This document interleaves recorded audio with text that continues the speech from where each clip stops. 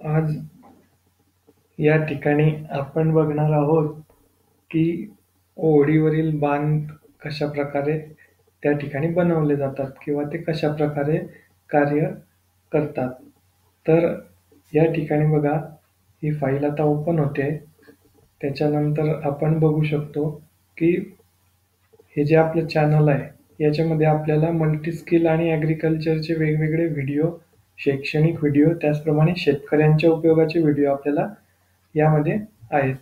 तर तुम्हाला जर सबस्क्राईब करायचं असेल तर तुम्ही सबस्क्राईब करू शकता. आज आपण बघणार आहात की ओहोडीवरील नाला बांध, त्यालाच आपण म्हणतो टेम्पररी चेक डॅम. मागील व्हिडिओमध्ये आपण बघितलं होतं की चेक डॅम म्हणजे परमनंट चेक डॅम आपण बघितले होते की जे कायमस्वरूपी तत्वावरती ते बांधलेले होते आणि त्याच्यामध्ये कॉन्क्रीटचा उपयोग केलेला होता. तर आता ओहोड म्हणजे काय, तर थोडक्यात एक छोटा नाला, याच्यावरती हे तात्पुरत्या स्वरूपाचे चेक डॅम कसे बांधले जातात. तर ज्याप्रमाणे चेक डॅमसाठी क्रायटेरिया होता त्याचप्रमाणे क्रायटेरिया या ठिकाणी तुम्हाला या टेम्पररी चेक डॅमसाठी वापरता येतो की तुमचा जो ओढा आहे हा ओढा त्या ठिकाणी छोटा असला पाहिजे. त्याचप्रमाणे ओढ्याला उतार जो आहे हा अतिशय म्हणजे जास्त उतार त्या ठिकाणी नको. कमी उताराचा जरी ओढा असेल तरी त्या ठिकाणी तुम्ही हे चेक डॅम बांधू शकतात. त्याचप्रमाणे ज्या ठिकाणी तुम्ही चेक डॅमची जागा निवडलेली आहे त्या ठिकाणी जास्तीत जास्त सच्छिद्र माती त्या ठिकाणी असली पाहिजे की जेणेकरून जेवढं पाणी साठणार आहे ते पाणी काय होईल की जमिनीत मुरण्यासाठी त्याचा उपयोग जास्तीत जास्त प्रमाणात करण्यात येईल. त्याचप्रमाणे याची सुद्धा उंची तुम्ही 2 मीटरपेक्षा कमी त्या ठिकाणी ठेवतो किंवा ठेवावी लागते. त्याचप्रमाणे जे जास्तीचं पाणी असेल ते काय होईल की बांधावरून त्या ठिकाणी बाहेर निघून जाईल. तर या ठिकाणी तुम्ही बघू शकतात की हा तुम्हाला एक ओढा या ठिकाणी दिसतोय. अतिशय छोटा ओढा आहे आणि उतार सुद्धा त्याला काही जास्त नाही, परंतु थोडंसं या ठिकाणी मातीचं खोदकाम करून त्याला किंचित खोली या ठिकाणी दिलेली आहे. त्यानंतर या ठिकाणी तुम्ही बघत आहात की ह्या ज्या काही जुन्या म्हणजे वापरलेल्या सिमेंटच्या गोण्या आहेत तर त्या रिकाम्या गोण्यांमध्ये तुम्ही या ठिकाणी चिकण माती भरू शकतात. त्याचप्रमाणे तुम्ही त्याच्यामध्ये रेती भरू शकतात.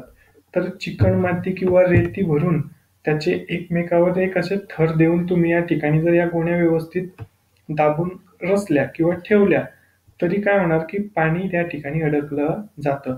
सुरुवातीला थोडं पाणी जे आहे हे पाणी बाहेर येणार, कारण की जरी तुम्ही वाळू टाकली किंवा चिकणमाती त्या ठिकाणी वापरली तरी काय होतं की पाणी त्या सच्छिद्र भागामधून, त्या गोण्यांच्या सच्छिद्र भागामधून इकडच्या बाजूला येणार. परंतु कालांतराने किंवा काही दिवसांनी काय होईल की जो गाळ असेल हा गाळ त्या बारीक फटींमध्ये त्या ठिकाणी बसून जाणार आणि या बारीक फटींमध्ये तो गाळ बसल्यामुळे त्या ठिकाणी हे जे पाणी आहे हे थोडं पाणी इकडे निघून जाईल, परंतु पूर्णच्या पूर्ण पाणी इकडच्या बाजूला येणार नाही. त्यामुळे बाकीचं पाणी सगळं तुम्हाला मागे या ठिकाणी साठलेलं दिसेल.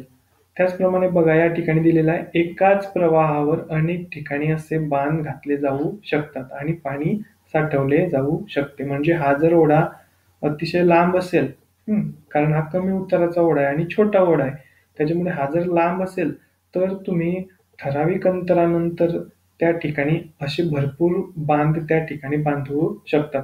समजा तुम्ही या ठिकाणी बांध बांधला, आता हे पाणी इथपर्यंत समजा अडलंय तर याच्या मागे तुम्ही थोड्या अंतरावर अजून एक बांध घालू शकतात की जेणेकरून जास्तीत जास्त पाणी पूर्ण म्हणजे ग्राउंड म्हणजे जिथं ओढा तुमचा मिळतोय मोठ्या नाल्याला आणि जिथून तो सुरू झालाय एवढ्या अंतरात तुम्ही भरपूर ठिकाणी तसे हे छोटे टेम्पररी चेक डॅम त्या ठिकाणी तुम्ही टाकू शकतात आणि प्रत्येक ठिकाणी तुम्ही या चिकण माती किंवा रेतीचा उपयोग त्या ठिकाणी करू शकतात. या ठिकाणी बघा, थोडक्यात तुम्हाला एक ॲनिमेशन सारखं दिलेलं आहे की हा जो छोटा ओढा आहे हा काय असतो, उंचावरून उताराकडे वाहत असतो, पण हा उतार जो आहे हा त्या ठिकाणी कमी पाहिजे. म्हणजे पाणी त्याला अतिशय वेगाने यायला नको, कारण जर वेगानं पाणी आलं आणि तुम्ही या ठिकाणी जरी गोण्या वगैरे ठेवलं तर त्या गोण्या काय होतील, त्या पाण्याच्या प्रेशरमुळे त्या निघून जातील. त्याच्यामुळे ओढ्यात त्या ठिकाणी कमी पाणी असणं गरजेचं असतं. तर बघा या ठिकाणी काय केलं जातं की तुम्ही दगड, त्याच्यानंतर लाकूड, काड्या किंवा झुडपांचे काही भाग असे एकत्रितरित्या वापरून सुद्धा तुम्ही या ठिकाणी हा चेक डॅम जो आहे तो बांधू शकतात. समजा हा तुमचा नाला आहे, सुरुवातीला या ठिकाणी मोठमोठे दगड ठेवले, त्याच्यानंतर परत काही काठ्या या ठिकाणी आपण उभ्या, आडव्या, तिरप्या अशा प्रकारे जर रचल्या आणि त्याच्यामध्ये हे दगड आहे या ठिकाणी, बरोबर.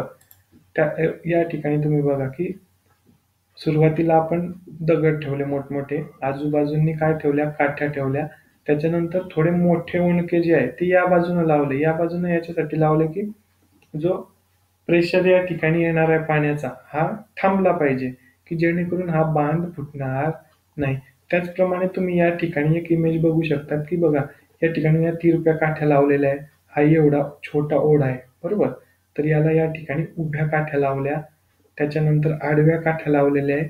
याच्यामध्ये काय टाकलेलं आहे की काही दगड आहे, त्याच्यानंतर काही मोठमोठे लाकूड त्यामध्ये टाकलेले आहेत आणि इकडनं हा सपोर्ट दिलेला आहे की जेणेकरून हा बांध इकडे निघून येणार नाही किंवा तुटणार नाही. तर अशा पद्धतीनं जर आपण त्या ठिकाणी हा टेम्पररी चेक डॅम केला तर या ठिकाणी पाणी अडू शकतं. कालांतरानं तुम्हाला काही दिवसांनी असं दिसेल की सगळी जी माती असते ती माती आजूबाजूने त्याच्यावरती बसलेली असेल. आता या ठिकाणी थोडी जास्ती माती तुम्हाला दिसत आहे, परंतु एवढी माती न येताना या साईडनं तुम्हाला जास्त माती त्या ठिकाणी अडलेली दिसते. तर याच्यामुळे काय होतं की जेव्हा तुम्ही एक रोधक इथं लावतात किंवा पोतड्या ठेवणार, गोण्या ठेवणार किंवा काड्यांचा, झुडपांचा वापर करून तुम्ही पाणी अडवणार, तर काय होईल की ही जी जमीन आहे, आपण सुरुवातीला बघितलं की आपण हा जो टेम्पररी चेक डॅम आहे किंवा ओहळावरील जो बांध आहे हा कुठं बांधणार की ज्या ठिकाणी जमिनी सच्छिद्र असेल, बरोबर. मग ही जी सच्छिद्र जमीन आहे, काय होईल की ज्या वेळेस हे पाणी या ठिकाणी साठणार त्याच्यानंतर ऑटोमॅटिकली हे पाणी हळूहळू पर्कोलेट व्हायला सुरुवात होणार, म्हणजे हे पाणी जमिनीत मुरणार. आणि याचा फायदा आपल्याला असा होईल की या ठिकाणी जी व्हेजिटेशन असेल, म्हणजे झाडं झुडपं जे असतील आजूबाजूला, त्यांना याचा प्रथमतः फायदा होईल. दुसरा फायदा असा होईल की याच्या खालच्या बाजूला ज्या विहिरी असतील किंवा बोरिंग असतील, तर त्याला सुद्धा याचा थोडा फायदा तुम्हाला नक्की जाणवेल. आणि आपण एक बघितलं की जशी याची लांबी असेल, जर पूर्णपणे उतार कमी असेल तर जास्त लांबी जर असेल तर याला आपण वारंवार काय करणार, पाणी अडवणार. त्याच्यामुळे माथा ते पायथा याच्यामध्ये जर तुम्ही बघितलं तर बऱ्यापैकी पाणी त्या ठिकाणी अडलं जातं. आणि याच्या आजूबाजूचा पूर्ण जो परिसर आहे याच्यामध्ये काय होतं की मातीमध्ये आर्द्रतेचं प्रमाण वाढतं, त्याच्यामुळे पिकांची वाढ त्या ठिकाणी चांगली होते. आजूबाजूच्या शेतांमध्ये सुद्धा पिकं चांगल्या प्रकारे त्या ठिकाणी येतात आणि आजूबाजूच्या शेतकऱ्यांना त्याचा फायदा होतो.